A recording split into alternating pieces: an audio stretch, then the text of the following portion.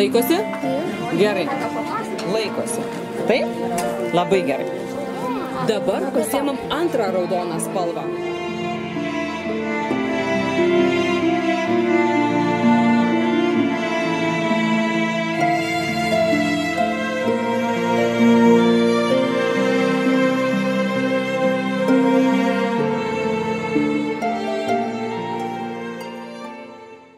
Taigi, mes esame tarp Ukmergės ir Molėtų, prie Želvos, tokiame gražiame Karališkių kaime, kur vyksta jau 6 metai amatų ir mainų šventė.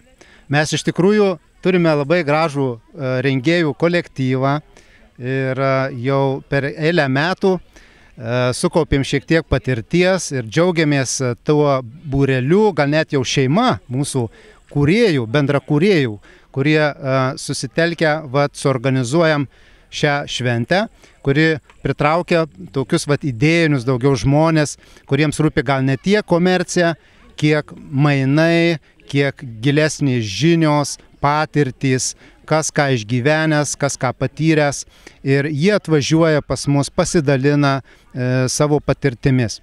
Ir mes labai džiaugiamės tą bendrystę, kuri sukuriama šitoj šventėje. Tikrai taip, čia, kaip Darius sakė, renkasi labai įdomus žmonės ir mums patiems yra įdomu vėl ir vėl susitikti kitais metais.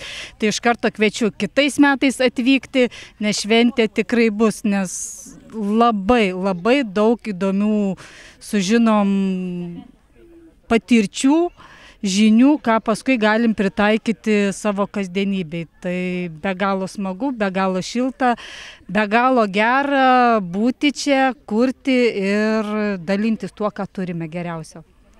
Iš tikrųjų, tą miestą priartinti prie kaimo, žinot, tikro senoviško kaimo. Įsivaizduokit, sodžius mena dar 18 amžių, tai radiniai, kurie čia rasti.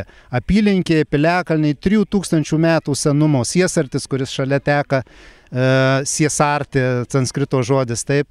Tai apylinkės labai senos. Ir mes irgi stengiamės tą tradiciją palaikyti, rankų darbo gaminiai, senoviniai dalykai, tikri, patikrinti, natūralūs, sveiki.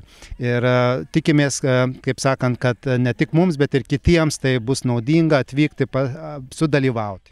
Aš taip pat noriu paminėti vieną akcentą, jog ši šventė yra labai palanki šeimoms. Atvažiuoja vaikai, čia daug žaidimų vyksta, ugdymo pamokų, be galo malonu ir jauku ir saugu šioje aplinkoje.